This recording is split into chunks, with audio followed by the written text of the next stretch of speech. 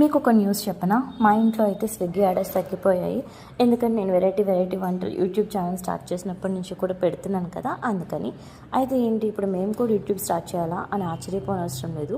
క్యాజువల్గా చెప్పాను అంతే. ఫస్ట్ అయితే ఇప్పుడు మనం ప్యాన్ పెట్టుకుని ఆయిల్ అయితే హీట్ చేసుకున్నాను. ఇప్పుడు ఏం చేస్తున్నాను అనేసా మీరు ఆలోచించేది? అది గార్లిక్ చీజ్ బన్ను. చాలా బాగుంది టేస్ట్. ఒకసారి తప్పకుండా ట్రై చేయండి. ఆయిల్ బాగా హీట్ అయిన తర్వాత పొట్టు తీసుకుని వెల్లుల్లి వేయించుకోవాలి. అది వేగుతున్నప్పుడు ఇలా చిన్న మిక్సీ గిన్నె తీసుకుని బటర్ కొంచెం వేసుకుని దాంట్లోనే కొత్తిమీర, వేయించిన గార్లిక్, కొంచెం సాల్ట్ వేసుకుని ఫైన్ పేస్ట్గా మిక్సీ పట్టేసుకోవడమే. నేను చల్లారుతుంది అనేసి ఈలోపు బన్ అయితే కట్ చేస్తున్నాను. సో చల్లారిపోయింది. ఇప్పుడైతే మనం మిక్సీ పట్టేసుకుందాము.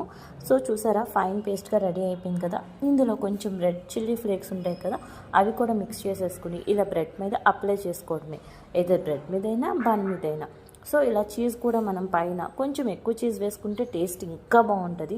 తప్పకుండా ఎక్కువ చీజ్ వేసుకుని ట్రై చేయండి. ఉంటే మైక్రోవేవ్లో పెట్టండి ఒక 10 మినిట్స్. లేదు అని అనుకుంటే స్టవ్ మీదే చక్కగా కొంచెం ఆయిల్ వేసుకుని హీట్ చేసుకోవచ్చు.